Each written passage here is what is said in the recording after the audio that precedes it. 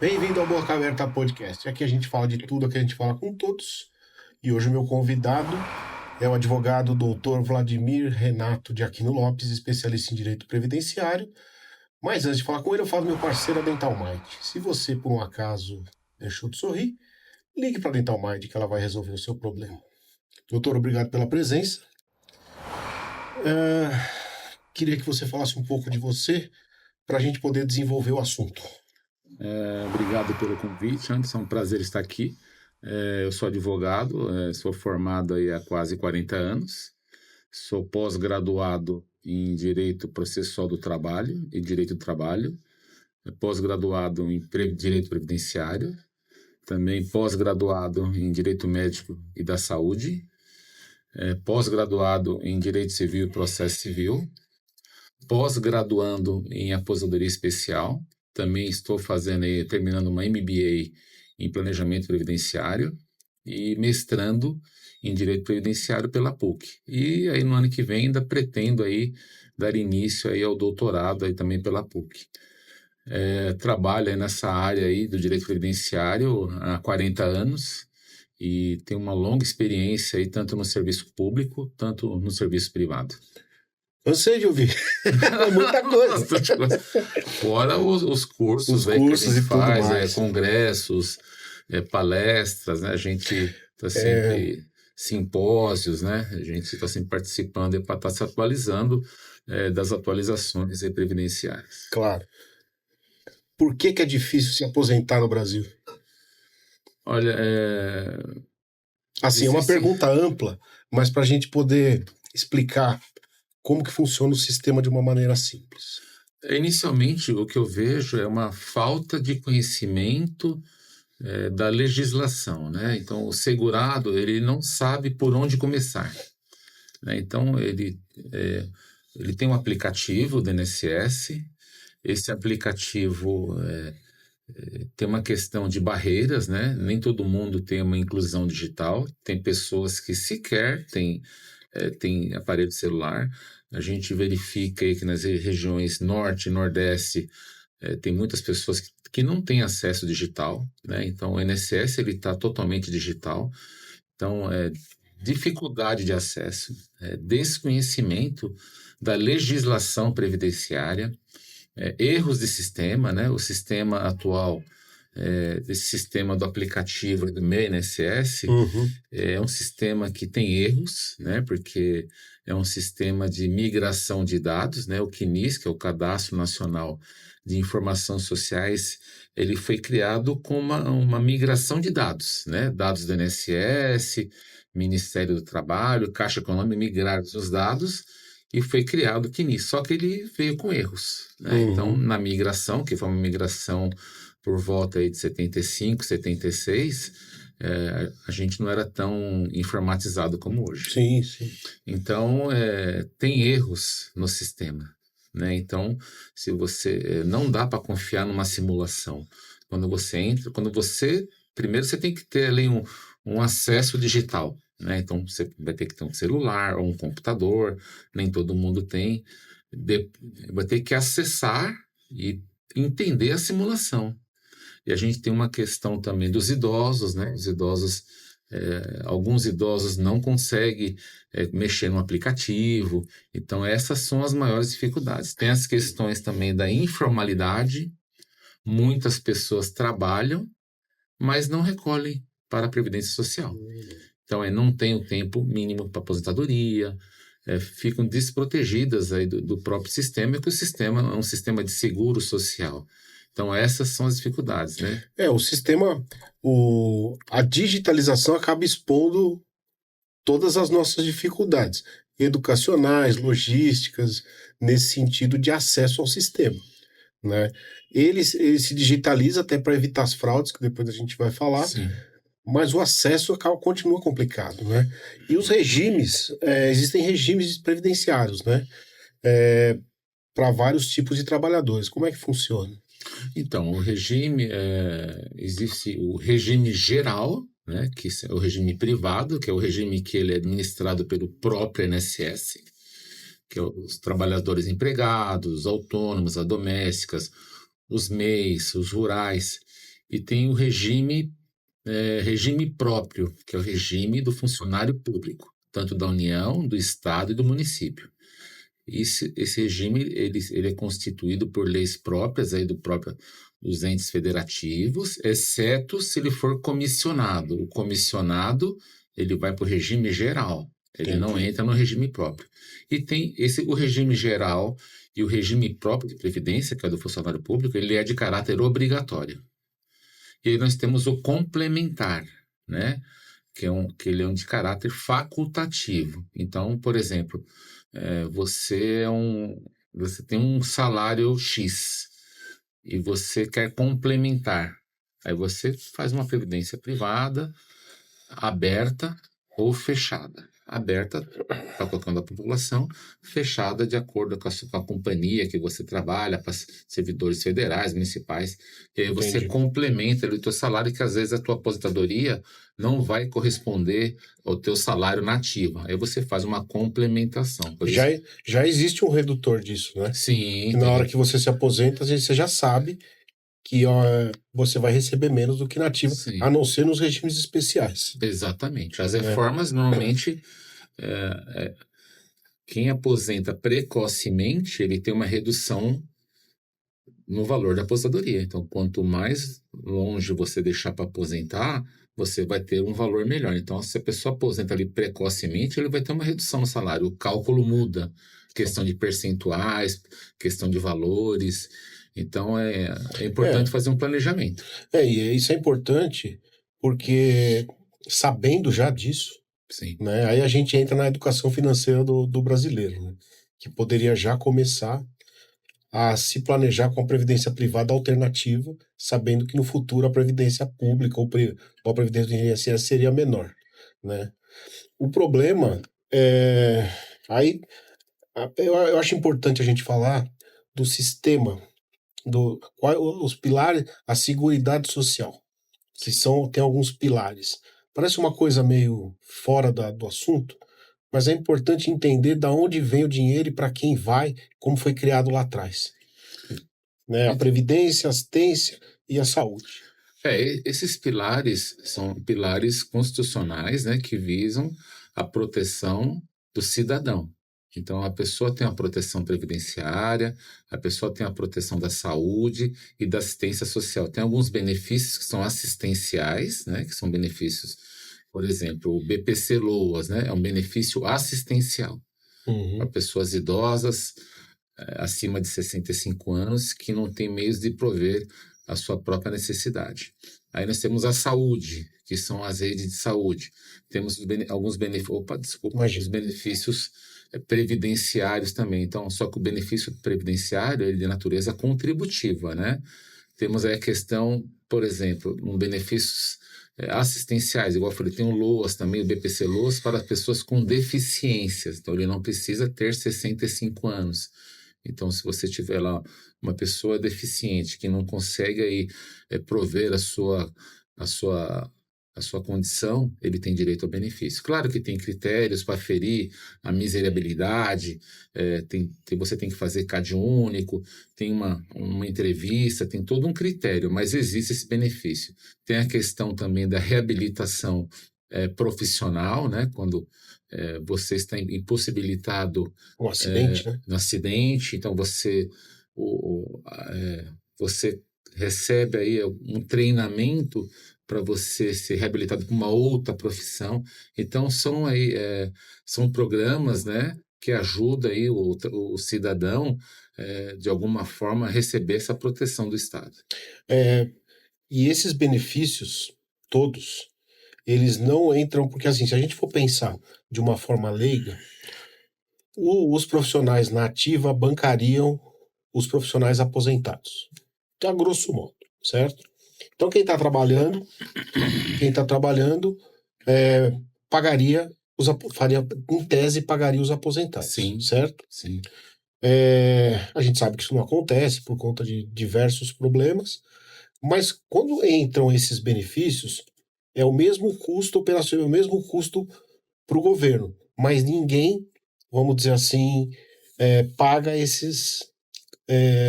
os beneficiários, Sim. certo? Por exemplo, como você falou, uma pessoa que não consegue se manter, ele recebe um benefício, que deve ser um salário mínimo, se eu não Um me engano, salário mínimo. né? Mas ninguém na ativa paga para esse salário mínimo acontecer, certo? Sim. Ou não? Ou tem alguma coisa dentro da divisão que contempla também esses benefícios? Não, o que acontece na prática, se a gente resumindo a grosso modo, é que tem muita gente na informalidade que não está contribuindo, só que a gente tem uma folha enorme de aposentados que precisa ser paga e o dinheiro não está entrando, Uhum. então está gerando um déficit enorme e as pessoas estão parando de trabalhar, estão se aposentando, então está virando um ciclo, né? Uma conta gigante, né? As pessoas estão envelhecendo, estão usufruindo da Previdência Social e não está entrando contribuição, porque tem muita gente na informalidade, tem muita gente desempregada, né? Uhum. Então isso está virando um ciclo e está entrando esse benefício assistencial também, que no final das contas ele é pago por um caixa da União. O mesmo Ele caixa. é o caixa da União. Né? Então, isso entra numa arrecadação que vem das contribuições previdenciárias do trabalhador, vem prognósticos de loterias, contribuições de empresa, isso vai para uma conta única e vai pagar os aposentados, vai pagar aí todos os benefícios, paga os benefícios temporários, auxílio-doença, aposentadorias, auxílio-acidente, paga os maternidade, paga tudo e paga os benefícios assistenciais. Então, não tem uma contribuição específica para o benefício assistencial.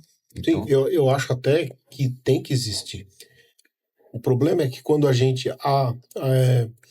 não sabe de onde tira, ou não tem de onde tira o mesmo caixa que paga os aposentados, sim, isso diminui demais, aumenta demais a dificuldade de pagar, né? sim.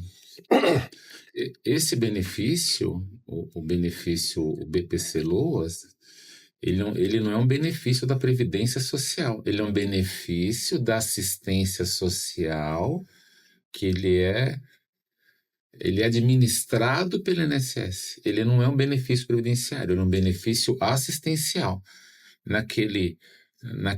Naquela divisão saúde, assistência social e previdência social, ele pertence à assistência social.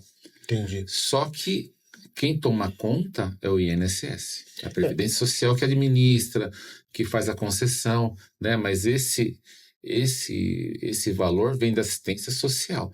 Mas se você for analisar, a grosso modo, num todo, o dinheiro sai da União. O dinheiro sai da União. Então. E aí a gente acaba entrando num outro problema. Mas é importante informar que contribuir para o INSS te dá algumas coisas. Sim, Saúde, sim. né? Eu queria que você falasse um pouquinho disso, porque não importa se você contribui pouco ou muito. Isso te dá alguns respaldos perante o Estado, não é? Sim. Eu sempre oriento aí para os meus clientes, para as pessoas que eu conheço, sempre oriento, faça a contribuição.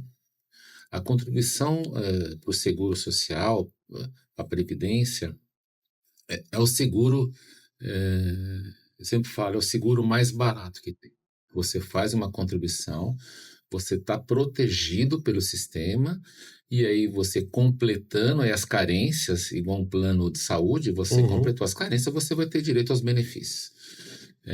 Então é importante você ter essa mínima proteção, né? Então, ela te protege de um acidente do trabalho, um acidente de trajeto, um auxílio-doença, no caso de um falecimento, você deixar uma pensão por morte para um dependente seu.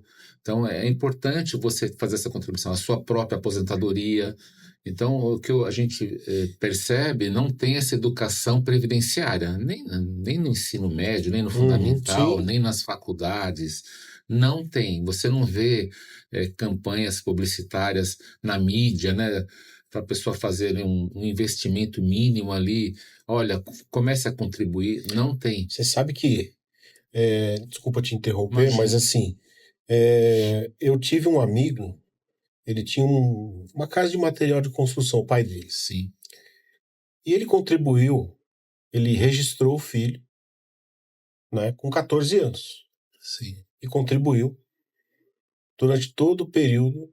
E ele se aposentou ainda no regime de. Com 44 anos, ele tinha 30 anos de contribuição. sim, Porque o pai dele já pensou lá que a aposentadoria era um fator muito importante. Né? Não importa se ele vai se formar em A, B ou C, eu estou fazendo aquela contribuição dele aqui para ele poder ter essa seguridade, né? sim, Essa sim. condição. Né? Agora, é, então, o, a abrangência do sistema é para todos, com a administração do INSS e com o financiamento do Estado, certo? Sim. Né? E aí te fornece os benefícios. A fiscalização disso dentro do Estado ainda funciona, tirando. Porque tudo que a gente faz, que a gente contribui, que a gente precisa, é muito bem fiscalizado. Vê o imposto de renda. O Sim. nosso imposto de renda é um dos mais organizados em termos digitais do mundo e rápido, porque é arrecadatório, né? O INSS ainda consegue fiscalizar, que é muita gente, né? Dentro desse sistema digital que ele criou. Consegue, consegue. O Claro, INSS tem aí uma questão de. Ele é um pouco lento, né, nessa questão de apuração, né, mas ele tem um sistema de cruzamento de dados, né, então eu vou te dar alguns exemplos.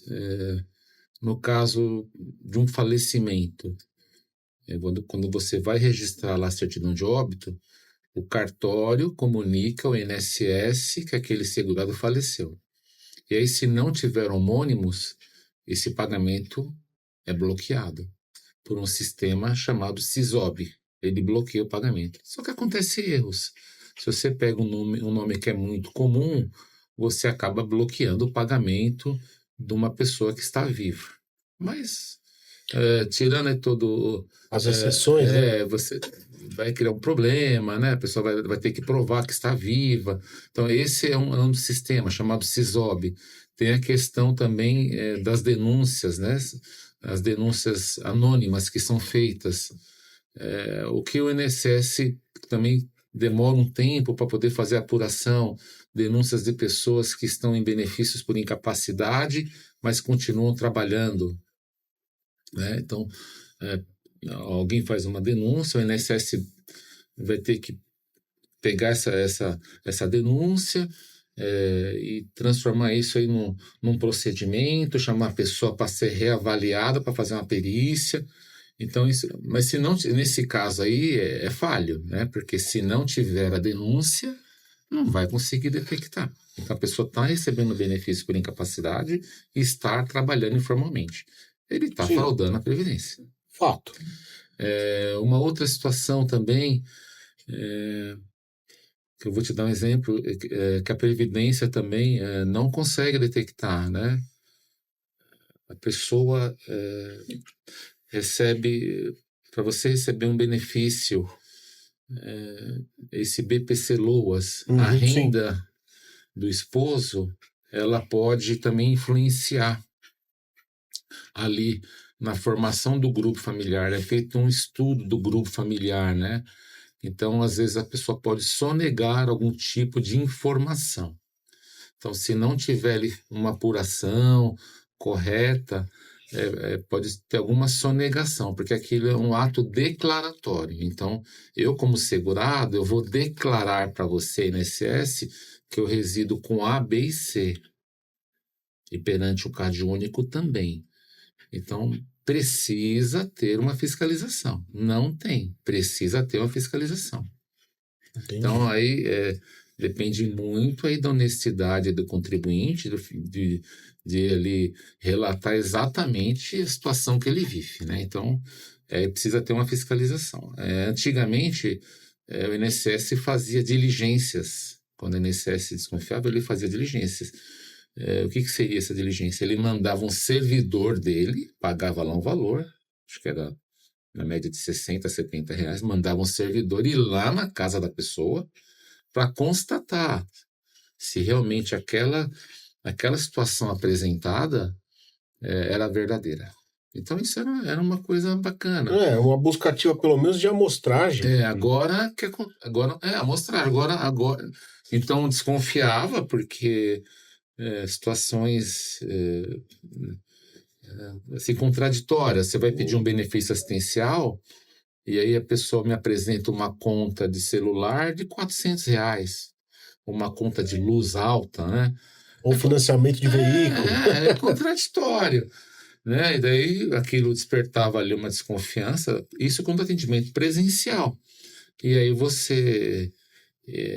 o INSS pedia ali para um servidor ir lá, né? O servidor ia, visitava a pessoa e aí pegava situações de omissão, de pessoas que não foram incluídas, sobrados, etc. e tal, carros na garagem. Não é uma situação de miserabilidade. Claro.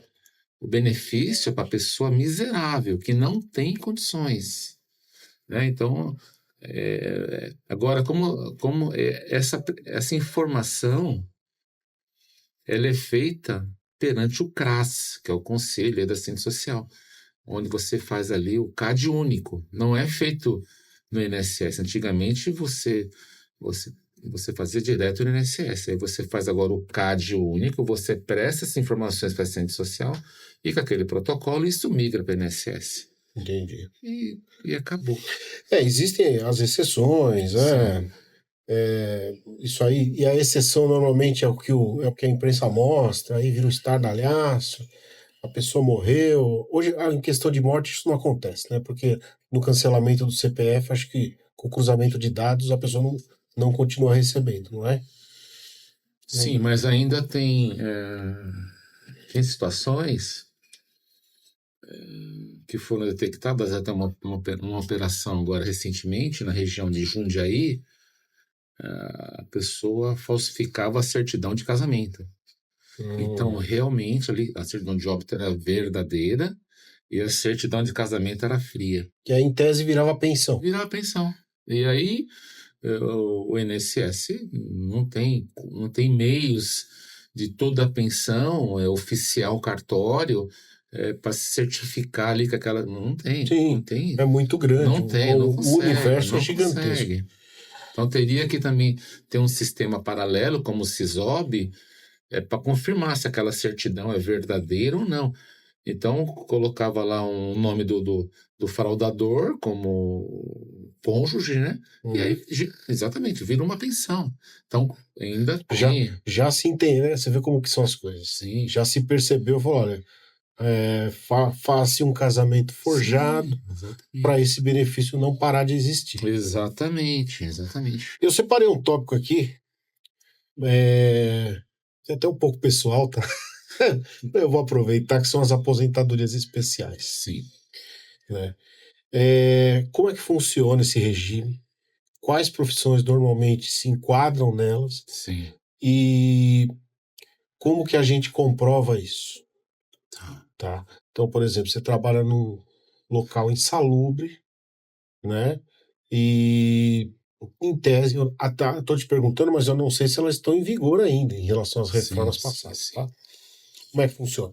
Então, a aposentadoria especial, né, ainda continua sendo aplicada, porém tem com regras mais rígidas, né? Agora tem uma exigência de idade mínima, né, de 60 anos. Porém, aí onde a gente vê a maior dificuldade é na comprovação da exposição aos agentes nocivos. Então, pode ser agentes nocivos aí, por exemplo, calor, ruído, agentes biológicos, poeira, frio, radiação. No caso aí do profissional da área odontológica, né, a gente pode aí mencionar a saliva, sangue, secreção, material contaminante, né? Então, para o dentista, a gente teria que ter o PPP, o perfil profissiográfico previdenciário, que ele é assinado pelo engenheiro ou pelo médico do trabalho, né? Ele vai ali relatar ali a exposição a esses agentes, né? e isso é submetido ao INSS. Eu vou te falar, na prática, o que acontece. Normalmente, o INSS nega o enquadramento. Nega enquadramento. Né? Então, por N motivos. Às vezes não está especificado o tipo de exposição corretamente, mas assim, mesmo que esteja ali bem esclarecido, é difícil você ver enquadramento. Então, normalmente a gente leva isso para o Poder Judiciário. Aí você vai levar para um perito especializado, é um outro tipo de perícia, né? Uma perícia mais técnica. Então, assim, a chance aumenta muito. Então, normalmente os casos de aposentadoria especial se resolve no Poder Judiciário. Dificilmente aí vai resolver no INSS. Então, sempre tem... O ruído, às vezes você consegue enquadrar quando o ruído é muito alto, ele está ali os decibéis, tudo. Então, vai mudando, né? De acordo com a época, muda a exigência. Eles pedem mais anexos, precisa de um laudo, né? O LTCAT. Então, são informações que vão mudando de acordo com a legislação. Antigamente, um formulário antes de 2004, era só o SB40, que é o anterior ao PPP. Era um documento mais simples, né? Mas aí, depois de 2004, ele foi abolido. Não, o que eu acho engraçado é o seguinte, você vai abrir um consultório odontológico, uma clínica médica, as exigências são gigantescas. Prefeitura, Sim. vigilância sanitária, protocolos. E aí você vai lá e faz tudo. Se existem essas exigências todas para você trabalhar, fica claro que o ambiente é insalubre, certo? Para eu conseguir trabalhar, eu preciso blindar o meu ambiente de todos os agentes nocivos que eu tenho aqui dentro. Então eu vou te dar um exemplo. Eu preciso baritar minhas paredes por conta do raio-x. Ou seja, temos radiação? Temos radiação. Sim. Eu preciso usar EPI descartável por conta de saliva, sangue e secreção. Temos agentes biológicos? Temos agentes biológicos. Os produtos utilizados para limpeza do ambiente, limpeza de caixa d'água, que é uma exigência que a vigilância também pede. Então, assim, como eles, do mesmo lado que eles exigem todos esses protocolos para a gente trabalhar, por outro lado, eles negam mesmo com tudo isso acontecendo. Né? É isso que eu acho que é um contrassenso, de uma certa forma. Não, eu concordo com você. Eu aposentei uma dentista recentemente. Eu consegui um enquadramento por função. Você enquadra por função até 28 de abril de 95. Então, até 28 de abril de 95, eu enquadro por função, pelo nome da função, dentista. Então, eu enquadro função. A partir de 29 de abril de 95, é por agente nocivo. Então, eu consegui fazer enquadramento, mas ela teve que juntar fichas de cliente, aquela fichinha que você antigamente tinha as fichinhas. Eu juntei raio-x, eu juntei lá os comprovantes, os reembolsos de convênio. Então, era um calhamaço gigantesco. Só que assim, o INSS negou e eu tive que me socorrer do Poder Judiciário. Entendi. Na via administrativa, não consegui. Talvez seja até um praxe mandar para o Poder Judiciário. Sim. Porque assim, fica, como eu te falei, fica difícil negar as evidências. Sim. Né? Administrativamente falando, com toda a comprovação. E mesmo assim você judicializa porque dá uma impressão que você vai ganhar um certo tempo com isso. Exatamente. Né? A gente teve que juntar toda aquela documentação, né? Ela teve que contratar alguém, porque tem que ter o perfil profissionográfico, tem que estar preenchido, né? O PPP, então ela teve que contratar um profissional para preencher. Ele visitou o consultório, né? Ela já mostrou as fichas de atendimento, ela tinha todas as fichas de atendimento, tinha tudo guardado em caixas, mostrou, realmente trabalhei, tinha todas as licenças que você mencionou agora, trabalhava com raio-x, não tem como o odonto não trabalhar com raio-x. Então, assim, tinha os alvarás, as licenças, as taxas todas pagas, né? Ou seja, estava tudo certinho. Tudo. Mas deu trabalho, mas conseguiu. Conseguiu porque ela realmente estava A saúde dela estava exposta a agentes nocivos. E aí é trabalhoso, né? Mas é um direito. Então, a gente imagina hoje, né? Que hoje o INSS está todo informatizado, né? Não tem mais atendimento preferencial em raríssimas situações, né?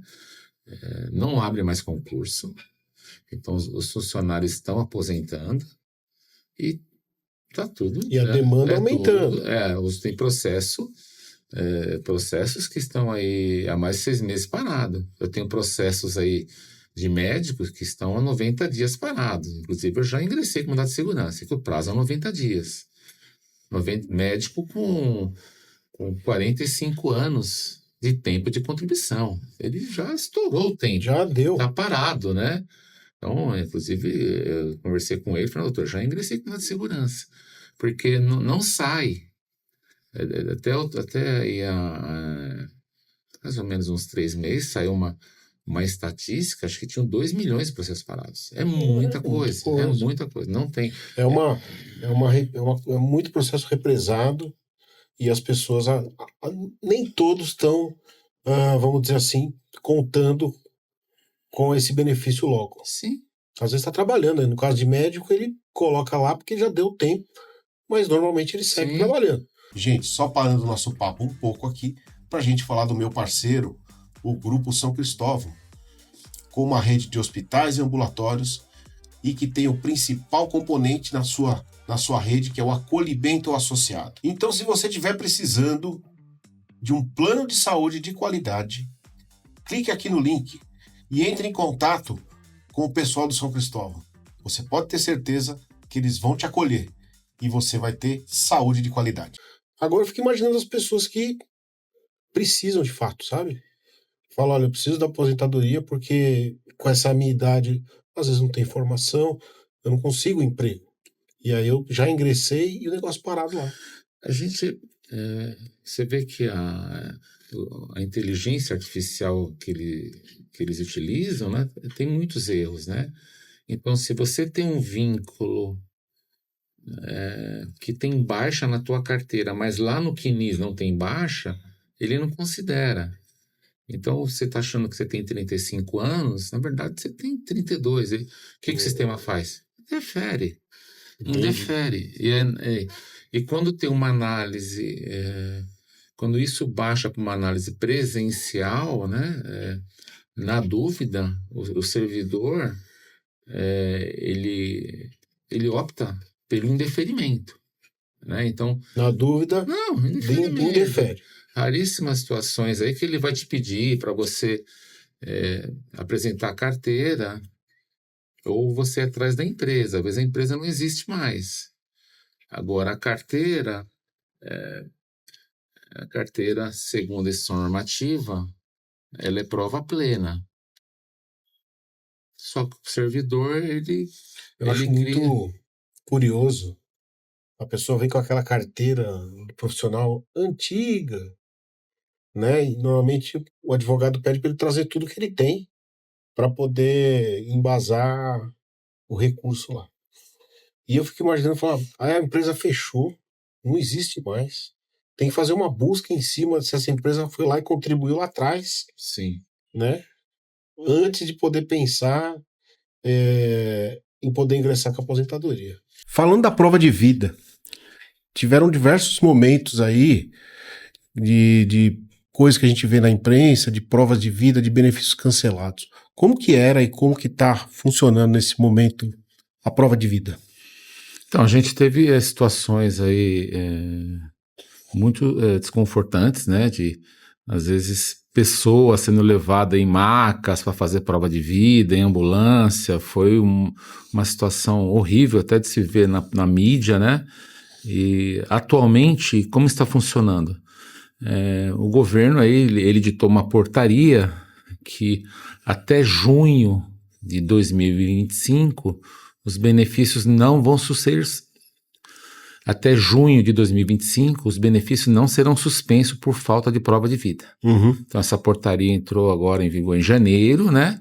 Então não tem problema de suspensão. E como é que é feita a prova de vida? Você pode fazer no banco ou pode fazer no aplicativo Meu INSS. E tem a questão aí da cruzamento, e tem a questão do cruzamento de dados. Se você votar, ali aquela informação, aquela biometria que você fez ali no TSE, isso serve como prova de vida. E do imposto de renda também.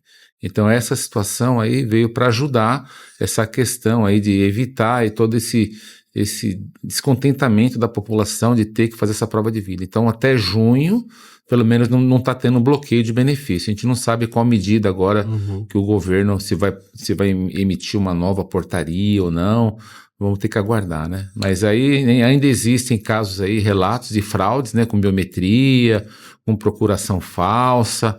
O governo está atento aí nessa situação também. Eu queria falar um pouquinho da como é que se trata os regimes diferenciados. Militares e servidores públicos, né? Para a pessoa entender qual a diferença de quem se aposenta no regime geral, a questão de benefício no mesmo valor do salário da ativa, e se tem outras coisas que a gente não sabe. Então, no regime geral, você tem várias regras, né? Então, em novembro de 2019, foi aprovada a reforma da Previdência. Quem já tinha o direito adquirido consegue aposentar com as regras antigas. Quem não tinha o direito adquirido, ele vai ali se submeter às regras de transição, que são 5. Então tem pedágios para cumprir, tem redutores, tem exigências de idade. Então aí, normalmente aí tem um redutor no valor da renda. É feita uma média, né, uma média salarial, e nessa média aplica-se um coeficiente aí de acordo com a regra de cálculo que você se enquadrou. Às vezes você está com uma regra que é desfavorável, às vezes se você esperar mais, você pode pegar uma regra mais favorável, você completar um ano de vida pode ser mais favorável a você. Então por isso a importância aí até de um planejamento previdenciário. Você se planejar para você fazer sua aposentadoria, não você a qualquer momento acessar um aplicativo, mandar os documentos, aposentar, e você pode ter uma surpresa não muito boa. Eu só vou te interromper numa coisa. Eu acho esse planejamento previdenciário genial, e eu vou te falar por quê. Se todas as pessoas procurassem quem faz, advogados que fazem, muito antes de pensar em se aposentar, talvez tivessem benefícios maiores, Exatamente, mais informação e teria uma aposentadoria melhor. exatamente. Né? Se você faz um planejamento, você sabe quanto você deve pagar para receber quanto. Se você quiser explicar um pouquinho disso, eu acho legal. Desse planejamento, assim, como é que funciona. Eu faço um planejamento para a família, inclusive, né? Então, quando eu vou estudar o segurado, eu me preocupo com a família dele. Por exemplo, eu vou estudar lá o segurado, o cliente me procurou. Eu já vejo a esposa, se a esposa contribui, se não contribui. Eu já explico ali a importância dela estar construindo ali uma contribuição para o futuro, para ela poder ter a aposentadoria dela. Às vezes ela não tem nem noção, né? Inclusive para ela no futuro deixar uma pensão ou receber uma pensão do marido. Então primeiro eu faço para o meu cliente, eu faço um estudo do que ele já pagou, corrijo ali contribuições erradas, porque às vezes ele contribuiu abaixo do mínimo, precisa complementar. Às vezes ele deixou de contribuir, a empresa não contribuiu. Às vezes teve meses que ele contribuiu em dobro. Então a gente faz um trabalho preventivo já para não ter problema na aposentadoria. Às vezes ele está contribuindo com o valor a mais que não compensa ele estar contribuindo. Então a gente pede para ele reduzir a contribuição, porque a pessoa está mal orientada, e então ele não vai modificar em nada para ele ter esse valor a mais. Não vai modificar. Ele fala, doutor, eu vou aumentar para o teto, né? O mês que vem, Aí você não compensa, você vai jogar dinheiro fora. Então a gente faz um estudo. Nesse planejamento a gente consegue colocar todas as possibilidades para ele ter uma aposentadoria melhor. Eu vou olhar se ele teve tempo de serviço militar, se ele teve período especial de insalubridade, se ele teve período de estágio, se ele trabalhou em área rural, se ele em algum momento ele prestou serviço para o serviço público, né? Se é um funcionário público, ele vai ter que pegar uma certidão para averbar esse período aqui. Ele foi funcionário público e hoje ele está trabalhando no serviço do regime geral, na empresa privada, né? Então, tudo isso, porque isso não vem automaticamente. Então, se em algum momento ele foi funcionário público, este período lá do serviço público não vem automaticamente para o regime geral. Ele aparece lá no CNIS, de alguma forma, ali aparece uma informação, por exemplo, Governo do Estado de São Paulo, Secretaria da Saúde. Essa é só uma informação. O INSS não conta. Precisa trazer uma certidão lá do serviço público para cá, para o regime geral. Aí o que acontece? É feito, vou falar numa linguagem popular, claro. É feito um encontro de contas. Então, eu vou averbar este período do Estado, trazer aqui para o INSS, e aquele valor que ele contribuiu lá, naquele cofre que está lá, esse valor vai vir para cá, feito através de um sistema chamado compensação previdenciária. É feita uma compensação e vice-versa. A pessoa trabalha aqui no regime de previdência geral aqui, na forma privada, aí ele passa num concurso público. Ele pode pegar o tempo daqui do INSS e levar para lá, também através de certidão. Ele leva para lá, para somar lá. E o valor que ele contribuiu aqui vai para lá, porque ele vai usar a aposentadoria lá. Então, é um sistema de compensação previdenciária. Os cofres vão se compensando. Fala, aposento aqui, manda o valor para cá. Aposento aí. Vai levar o tempo? Então, leva o que contribuiu. Então, é feita uma compensação. Então, tudo isso tem que ser feito. Também, o que a gente verifica, trabalho no exterior, né? Então tem uma documentação específica que você vai precisar lá junto ao consulado. A pessoa às vezes mora fora do país, trabalhou lá, tem uns acordos internacionais que o Brasil assinou.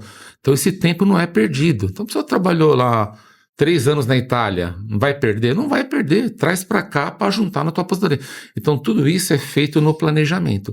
Feito isso, a gente feito essa apuração do tempo de contribuição. Então, apurei o tempo. Eu vou simular, se ele for um contribuinte individual, eu vou simular a aposentadoria dele. Então, eu já tenho o tempo aqui máximo que eu consegui. Né? Então, está faltando, por exemplo, 8 anos. Esses 8 anos eu vou fazer as faixas de contribuição. Olha, se você me contribuir com o salário mínimo, com o que você já tem, você vai ganhar X. Se você contribuir mais, você vai ganhar Y. Eu dou um norte para ele. E aí vai depender da capacidade contributiva dele. Ele fala, olha, eu vou aqui. Ele sabe com quanto que ele aposenta. Fica mais fácil, Fica, né? Aí ele pode... tem várias situações. Tem situações que falam, no momento eu não consigo... Eu consigo contribuir aqui, depois eu vou aumentar, ele pode fazer um novo planejamento. Não, porque antes é como se você jogasse o seu dinheiro num saco preto. Exatamente. Aí depois ia lá, alguém pegava aquele saco, peraí, vamos ver aqui, o que você pôs? Os seus comprovantes. Não... Ah, tá aqui, ó, você vai receber isso aqui, boa sorte. Com isso não, com isso você consegue prever de uma certa forma quanto você vai receber. A pessoa que não tem o planejamento, ele não sabe com quanto ele vai aposentar. E aí, mas tem um aplicativo. O aplicativo tem falhas. E é uma estimativa, não é? Uma estimativa e tem erros. Em raríssimas exceções, vai ter algum caso que você vai olhar e você fala, olha, não, tá batendo. Bate exatamente aqui minha admissão, minha saída, os meus salários estão batendo. Tudo bem. Aí vamos... O que é certo é certo. Mas em muitos casos que eu pego diariamente no escritório, tá errado. Não bate. Então, um dia eu fui simular o meu tempo de contribuição. Né? Eu tenho 40 anos de contribuição. Lá tá dando 25. Eu tenho 40, tá dando 25, né? Ou seja, Então, eu sou a prova viva disso, né? Então, e aí a importância por isso que eu falo, é aí que o advogado entra para poder ajudar nessa esfera administrativa exatamente. e às vezes judicializar, se for o caso, né? E é difícil, porque assim, o trabalho do seu trabalho são com pessoas muito humildes, né? São pessoas que não têm... Sim, sim. Vêm com documentos até que não tem... que não está relacionado à própria Previdência. Então, colocar essas pessoas no eixo é um trabalho importante. Inclusive, eu atualmente eu tô atendendo, eu pego muita gente, né? De várias classes. Tô pegando gente muito humilde que não tem conhecimento nenhum de Previdência, né? Eu estou pegando pessoas, eu faço atendimento de pessoas de outros países que estão me procurando, Japão ultimamente, Estados Unidos, Itália, também estou pegando muita gente da área médica, muitos médicos também estão me procurando, pessoal da área odontológica, também pessoas da área governamental, também que me procuram para orientar. Então, assim, são muitas pessoas de determinadas classes, determinadas profissões. Ultimamente também tem aparecido... Isso mostra que a confusão do sistema Exatamente. É para todos. A gente... estou pegando pessoas também muito, parece de outros estados aí também, do Rio de Janeiro apareceu muita gente me procurando, essa questão, eu não sei como é que está a questão lá essa questão de orientação no Rio de Janeiro, mas a questão do BPC Loas, a gente tirou muita dúvida dessa região também, aí do Rio de Janeiro, então assim, é uma gama, né, mas assim... A maioria, igual você falou, são pessoas que não têm conhecimento. Esse cliente que eu atendi aí do Japão, né? Ele não tem conhecimento nenhum. Ele falou, olha, eu estou aqui há 8 anos no Japão, trabalho com transportes, né? E eu não tinha ideia que podia trazer para cá. Ele falou, o que eu faço? 8 não, desculpa, ele está 13 anos. Ele falou, o que eu faço? Eu tenho contribuição aí, eu tenho aqui também... A gente estou fazendo um planejamento internacional para ele, porque tem que ver o que é mais vantajoso, levar daqui para lá ou trazer do Japão para cá, ou fazer os dois. Ele faz no Japão e continua aqui no Brasil. Então isso é a importância do planejamento, você dá ali um norte para o cliente, dá ali uma luz para ele falar, não, eu vou aqui. Entendi. Não, é muito importante. A gente passou por muitas reformas no sistema. Sim. E o déficit segue lá, né? E tem sempre um culpado para esse déficit que as pessoas colocam como culpado, que são as aposentadorias dos servidores públicos e tal, por conta dos altos valores. Sim. Né? Isso já houve nas reformas, foram tirando um pouco desses privilégios ou benefícios, que são direito adquiridos e está tudo bem, né? Não adianta você jogar para uma classe específica a culpa de um governo ou do Estado que não consegue administrar sua própria previdência. Sim. Né? Você acha que esse déficit, em algum momento, vai acabar quebrando o sistema, de alguma forma? Se não tiver uma reforma da Previdência, que já está anunciada, vai quebrar, né? Porque o déficit está muito alto, né? A conta não fecha, então está pagando muita, né, muita conta, muita previdência, pagando muito benefício e está tendo muita informalidade, né? Aquela conta, né, que os jovens deveriam estar pagando, né, para o futuro, isso já não está acontecendo, porque os jovens estão muito na informalidade. Tem muita gente que está desempregada, que não está contribuindo, tem muita gente aposentando, né? E aí a taxa de mortalidade, ela muda, né? Então, assim, as pessoas estão demorando mais para morrerem, né? Então, assim, a medicina melhorou, a saúde melhorou. Antigamente... Longevidade. Antigamente, no Brasil, muito antigamente, as pessoas morriam com 50 e poucos anos. Agora não, as pessoas de 70, 80, 90, né? E o benefício está sendo pago pela Previdência. você, inclusive tem a gente vê até uns memes, umas brincadeiras, né? Passa aquelas pessoas, o terror do INSS, né? A pessoa lá com 90 anos brincando, dançando, né? As pessoas estão super ativas, super se cuidando, né? E eu acho que falta vontade falta criatividade no sistema. Sim. Então, assim, trazer esses informais de alguma maneira para o sistema, né, sem esbarrar em nenhuma lei, uma contribuição, nem que fosse simbólica, porque você trazendo mais gente para o sistema, né, você consegue, ou de repente, criar um sistema paralelo. Eu acho que no Chile eles fizeram isso. Eles fizeram um sistema de capitalização associado ao sistema atual. Então, se eu não estiver errando aqui, eles individualizaram as contas, Sim. né? Então, cada um utilizava o mesmo banco, que era o Banco Nacional, mas o beneficiário que indicava para onde o dinheiro dele ia ser aplicado. Sim. Desde que não fosse longo prazo, que não podia mexer. O governo administrava aquele dinheiro, e aquele dinheiro que era da Previdência Antiga, e em paralelo a isso corria a Previdência Privada, né? E o cara começou a receber muito mais, porque o dinheiro foi ele que pôs lá. E o governo não administrava, porque não tem esse conceito de seguridade que a gente estava falando lá atrás, né? Então eu acho que acaba faltando um pouco de criatividade, né? Algumas leis acabam esbarrando em você mexer no sistema, mas eu acho que é inevitável, uma hora esse negócio vai quebrar. E você tem os privilégios que a reforma, alguns privilégios não foram mexidos, né?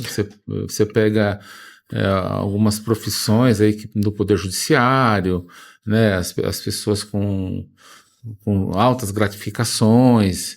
Você teve aposentadoria compulsória. Sim, uma aposentadoria compulsória de 117 mil, uma pessoa que foi com sérios problemas aí que aconteceram. As pessoas vão pegando aqueles penduricalhos, né? Que também burla a lei, sim. A lei do teto, né? Você vê tem um projeto aí para aumentar o número de deputados. Então, assim, né? Aí, por um lado, você vê um problema que precisa ser resolvido, e para o outro, todo mundo se mexendo para deixar esse problema maior, né? E, por exemplo, eu não sei se acabou, mas até outro dia tinha a pensão dos militares, das filhas solteiras de militares. Então tinha muita mulher que nem casava para manter essa pensão, que era muito alta, e passava de... isso aí não... Eu nem sei se isso mudou, como é que tá, mas era uma coisa assim, uma excrescência, porque assim... Eram pensões de 30 mil reais, 50 mil reais. Isso aí mudou, mas quem tinha... ainda existe. Ainda existe algumas lá que mordem um bom dinheiro. Sim. Né? Mas isso é aquela história, né? É a questão também de quem está no poder na época. Quem está lá no poder puxa para ele os benefícios que ele pode colocar, porque um dia ele pode sair. E assim vai. Mas é uma coisa que não dá mais para o governo fugir. O governo não tem mais como... porque vai chegar um momento que eles vão olhar para a população e falar o quê? Não tem como pagar. Essa última reforma aqui de 2019, ela não foi suficiente. Então já está anunciada uma nova reforma, porque não tem de onde tirar mais. Se não tiver reforma, não vai conseguir pagar os benefícios, né? Porque o déficit está muito alto, né? Tem muita informalidade, tem muita gente desempregada, então assim, a arrecadação caiu muita, e a conta continua alta, né? Então, sem contar aí com fraudes, com desvio, com coisas que ainda depende de detectar benefícios que são mantidos fraudulentamente. Eu dei o exemplo aí do caso da falsificação da certidão de casamento, pessoas que não estão incapazes, mas estão recebendo benefício por incapacidade. Isso vai quebrando a Previdência. Então, eu sempre... alerto, né? A Previdência é de todos nós. A gente não pode permitir nenhuma situação dessa que lese o erário público. A gente sempre alerta, sempre advirto, né? A gente sempre, lá os funcionários, sempre alerta. Olha, qualquer situação, você não pode Isso não é permitido. Mas eu posso... Não, você não pode trabalhar. Você está incapaz, você está incapaz. Isso é crime, você não pode trabalhar, né? Exato. Então, Ele foi procurar o INSS para pedir o benefício. exatamente. O INSS cedeu o benefício, ele não vai trabalhar. Né? E aí entra a questão, né, da esperteza também, que é um problema. Exatamente. Né? Eu queria falar um pouquinho da fraude que a gente teve agora. Sim. E até para a gente esclarecer, eu vou colocar aqui o que eu entendi da fraude e você vai me ajudar Sim. a colocar isso melhor. Então, pelo que eu entendi, existiam instituições que faziam empréstimos consignados de aposentados, que eles eram uma espécie de intermediários entre o aposentado e o INSS. Sim. Que até agora, para te falar a verdade, eu não sei para que ela serve. Qual foi o intuito disso? E aí se descobriu que essas empresas faziam descontos indevidos nas folhas de aposentados, principalmente de aposentados de locais de difícil acesso à agência do INSS e principalmente idosos que não tinham condição de verificar os descontos lá. Sim. Né? Como é que funciona? Como é que foi essa operação? O que você entendeu que aconteceu aí? Eu tenho um caso prático, né? Inclusive eu tive uma reunião com ele na segunda-feira, que é um contador amigo meu. Ele é aqui de São Paulo, tem acesso ao INSS. Ele teve um desconto total de R$14 mil. Ele falou que ali parecia uma parcelinha ali, ele não percebia. Durante 3 anos, não percebeu. Ele puxava o extrato, não percebeu. Só agora aí com a divulgação do golpe, né? Então, assim, foi feito lá um empréstimo na conta dele, um valorzinho que estava caindo, e ele não percebeu. E isso foi feito com milhares de pessoas. A pessoa não percebe aquele valorzinho. Então, quando ele percebeu, ligou no Banco Central, ligou na ouvidoria da INSS, mas não resolveu. Porque foi antes desse escândalo aí, né? Agora tem todo um procedimento, né? Inclusive já está sendo devolvido, o desconto de abril está sendo devolvido agora na competência maio, né? O INSS devolveu. Então, como funciona? Você entra no aplicativo Meu INSS, faz lá a contestação dos seus descontos indevidos, o INSS dá um prazo de 15 dias úteis para a instituição se defender, e ela vai fazer a defesa como? Vai juntar os documentos. Se ela tiver, olha, está aqui, assinou, não assinou. Se não tiver os documentos, aí eles são obrigados a devolver. Agora, se a empresa comprovar, olha, está aqui, ele assinou, sim, realmente ele assinou, aí está resolvido. Não, porque eu entendo que isso é opinião minha. Sim. Empréstimo consignado em folha de aposentado nem deveria acontecer. Sim. Porque a gente já discutiu aqui as dificuldades e o tamanho dessas aposentadorias. Sim. Mas, por questão política, esses descontos acontecem. Para piorar, essa lei dessas instituições, se não me engano, é de 91, de colocar uma instituição, um sindicato, uma associação para intermediar isso, e ninguém mexeu. Ninguém foi lá e foi perguntar por que você não desconta direto e o acordo é entre INSS e segurado.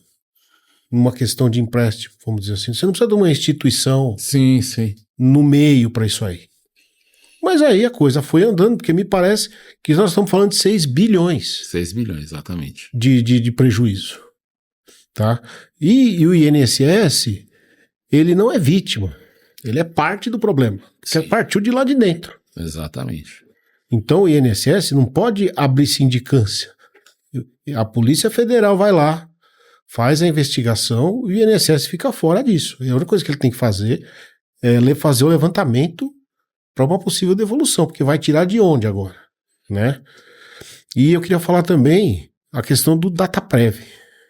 Porque o DataPrev, a aposentadoria da pessoa sai no dia seguinte tem milhões de ligações recebendo para oferecer empréstimo consignado. Como que acontece? Então, ou seja, está vazando informação. Sim, isso Está vazando dado dos segurados.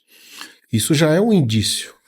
Isso é grave, né? Inclusive, tem orientação que durante um período as empresas não podem telefonar para o segurado recém-aposentado, né? Mas eu tenho relatos de pessoas falando, as pessoas ligam antes mesmo de eu saber, porque a gente tem toda uma sistemática de acompanhamento. Sim. A pessoa saiu hoje e falou, doutor, já saiu minha aposentadoria, né? Falou, já saiu? Falei, acabaram de me ligar. Acabou de entrar no sistema, eles já ligam. Então, assim, esse tipo de abertura aí que está tendo, de facilidade, né? Alguém da Dataprev está fornecendo os dados para as financeiras. Porque, assim, tem uma lei de proteção geral de dados. Tem. Né? Então, assim, se a pessoa tem uma listagem de quem está se aposentando, esses dados estão vazando. Se estão vazando para oferecer empréstimo, estão vazando também para fazer desconto indevido. Exatamente. Né? E assim, eu vou te falar, o ministro viu, soube, não fez nada. Né? O negócio está lá há muitos anos. E agora o governo fala em ressarcir do Tesouro. Então todo mundo vai pagar, porque cobrar das associações, lamento, não vai conseguir. Se bobear, nem existem mais. E também, se existir esse dinheiro... Já foi. Então tem algumas fraudes aí, alguns personagens aí com viagem, gente que estava envolvida, ostentando... Sim, aprenderam carros, né? Aprenderam carro. Então por aí, assim, o INSS ele sempre foi vítima de fraude. Sim. Na época da gloriosa Georgina lá atrás, acharam-se que aquilo era uma fraude gigantesca. E eu acho que, se eu não me engano, foram 120 milhões. Hoje nós estamos falando de 6 bilhões. Né? Então, a coisa é muito maior. Né? Então, assim, tem que se reestruturar toda essa questão. Né? O cara quer fazer... Porque vai fazer empréstimo, não vai descontar, desconta em folha, mas em qualquer banco, você não precisa de associação. Né? Então, tem que se investigar isso. Estão falando em CPI lá no Congresso. E eu acho que não sai. Né? Mas... eu vejo que é uma caixa preta, né? Uma caixa preta para você identificar de onde que está vazando isso aí, porque do empréstimo consignado, né, igual você mencionou, a pessoa acabou de aposentar, já tem uma pessoa te ligando, tem benefícios, né? Às vezes a pessoa te liga oferecendo, olha, tem uma lista aqui de benefício negado, mas de onde você conseguiu a lista de benefício negado? Da onde é que você conseguiu? Me conta. Né? E aí, primeiro que isso aí... Totalmente legal. É ilegal, né? Tem LGPD e é golpe, né? É golpe. Então, assim, é um absurdo. Assim, não tem uma providência. Porque não é possível que a Dataprev, né, que é uma empresa gigantesca, ela não percebe que tem alguém extraindo dados ali do sistema, não fica rastro. Hoje em dia, se alguém acessa aqui o teu celular lá na China, não aparece, acessaram. Agora... Com o sistema todo digitalizado, exatamente. Como é que não percebe? E isso é uma fala comum entre as pessoas. Todo mundo que você conversa, escuta, reclama de ligações, tema de pauta de reportagem, ligação oferecendo empréstimo. E ninguém faz nada. Ninguém denuncia, ninguém faz nada. Aí esperou chegar nesse ponto. E eu acho que esse problema aí vai ser muito difícil de resolver. Eu também acho. Porque assim, onde é que vai arrumar caixa? Vamos supor, porque o INSS, convenhamos, ele não vai ter como... Eu acho que ele não vai ter como comprovar que os descontos foram devidos. Vamos pensar o seguinte. Sim. Porque partindo da premissa que a associação fraudou um segurado, fraudou todos. Sim. Então, se todo mundo falar assim, olha, eu não autorizei desconto. Né? Eu ouvi outro dia edições de áudio, porque você fazia por telefone. Sim. O aceite lá, né, o SIM do empréstimo. Edições de áudio, assinatura falsificada, enfim. uma série de fraudes.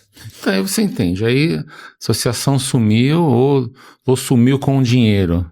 Quem vai pagar a conta? É a Previdência. Previdência. Essa conta vai fechar quando? Não vai fechar.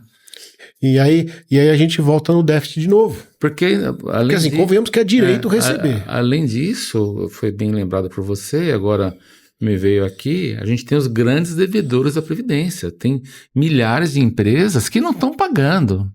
Milhares não estão pagando. A gente está falando de milhões de empresas grandes que não estão pagando a Previdência, que são alvos aí da fiscalização, etc. e tal. Mas não estão pagando, não estão pagando. E eu acho que eles não pagam porque eles sabem que em algum momento vai vir uma anistia. Exatamente. Porque o governo faz isso. E o cara não paga, daqui a pouco o governo vai lá e lança uma lei de anistia, ou você não paga mesmo, ou você parcela em... Sim, abre um refis, chamado refis. Um refis, e eles já não pagam esperando o refis. Se você consultar aí no Google, vai estar aí os maiores devedores da Previdência. Vai aparecer empresas que a gente conhece, né? Não vamos citar nomes aqui. Sim. Empresas que a gente conhece são os maiores devedores, mas deve milhões, né? Então estão aí, ninguém cobra. Então, assim, né? Esses valores estão fazendo falta aqui no caixa aqui para pagar os aposentados, né? Então, não existe uma seriedade em cima disso. Sim. Essa parte dos grandes devedores, eu escuto em campanha eleitoral desde 89, que nós vamos cobrar, não cobra os grandes devedores. Não cobra. Não vão cobrar. Né? Olha, eu acho que você quer falar mais alguma coisa que talvez a gente não tenha abordado, quer deixar algum alerta, alguma coisa? Eu queria falar do papel do advogado previdenciário. Sim. Que é o que eu acho importante aqui. Importante mostrar, como a gente falou do papel. Planejamento, sim. O papel do advogado previdenciário, né, é fazer esse trabalho aí de prevenção, de orientação, né, em todas as áreas aí da advocacia previdenciária. A gente procura aí, de alguma forma, buscar o direito do cidadão, tanto na via administrativa, tanto na via judicial. Eu me deparo muito no dia a dia com muita perícia negada, né? As perícias aí de auxílio-doença, né? Que é chamada agora de benefício por incapacidade temporária, mas comumente conhecida por auxílio-doença e de acidente do trabalho. Então, são perícias que normalmente são negadas pelo INSS. Né? Por quê? São perícias deficitárias, são perícias onde o segurado sequer pode ali expressar ali a manifestação dele a respeito do que ele tem ali, né? E na maioria dos casos ele não fala, né? Então o perito pede a documentação ali e manda aguardar o resultado à noite em casa, né? Então o resultado na maioria das vezes são negativos. Tem alguns casos que são positivos, mas a maioria é negativa. E qual que é o nosso trabalho, né? Judicializar. E aí, na Justiça Federal, nos casos que são federais, nos casos no Centro de Trabalho seria estadual, a gente pede essa perícia com um perito especialista, o que já não ocorre no INSS. Então, se você tem um problema psiquiátrico, você vai passar no psiquiatra forense. Então, é uma pessoa ali que está ali capacitada para entender aquela situação. Né? Não adianta você tá com um problema psiquiátrico e eu marcar uma perícia com um clínico geral. Com um clínico geral ou com um pediatra forense. Não faz sentido, né? Então, na justiça tem ali os principais ali, né?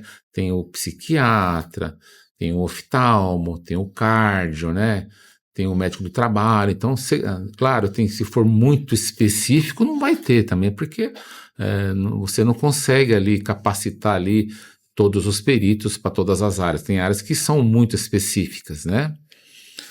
Por exemplo, oncologia, né? Até pouco tempo atrás tinha uma médica especialista em oncologia, mas às vezes não tem, às vezes descredencia, você não consegue credenciar outro. Então esse é o nosso trabalho. Também a questão pegar esses benefícios negados aí, benefícios por incapacidade, e levar aí para o Poder Judiciário para tentar reverter isso aí. Também os casos de acidente de trabalho, onde ficaram sequelas, e aí buscar aí a indenização chamada auxílio acidente. Quando fica uma sequela, a gente consegue aí uma indenização, né, que é os 50% do salário de benefício. Essa indenização é paga até a pessoa se aposentar. Então, e a pessoa pode trabalhar. Então, a pessoa sofreu um acidente, teve uma fratura, colocou placa, pino, haste, é um exemplo, tá? Uhum. Se ficar lá constatado que houve uma redução da capacidade, ele ganha um benefício. Entendi. Metade do benefício, 50%, pode voltar ao trabalho e ele ganha esse benefício. Então, uma indenização que eu acho bem interessante para a pessoa. Sem contar, né? Aposentadoria negada, aposentadoria especial negada. Pode falar. Desculpa te interromper, mas eu acho que é fazer valer o direito. É isso. Porque as pessoas não sabem os direitos. Exatamente. E o advogado, ele é extremamente importante em mostrar mostrar para a pessoa que foi negado, mas ela tem chance de conseguir o benefício dela, porque a ideia do INSS como você falou, é indeferir primeiro. Discutimos depois, né? Então, assim, a importância do advogado nessa área é principalmente das pessoas que não têm o conhecimento mínimo. Senão elas não teriam direito a nada. E o INSS, ele segue ali a lei, o decreto e a instrução normativa. Não adianta ali você falar que tem uma jurisprudência. Olha, ele não pode. Ele está restrito a seguir lei, decreto e instrução normativa. Ele só pode seguir algum tipo de uma súmula vinculante quando a AGU der uma orientação para ele. Mas não, entendeu? Mas, então, assim, o servidor da INSS está restrito, ele não pode. Então, ele fica ali, é o que está ali, ele não pode sair. Então, se a jurisprudência fala, agora é assim, não adianta, ele não pode seguir.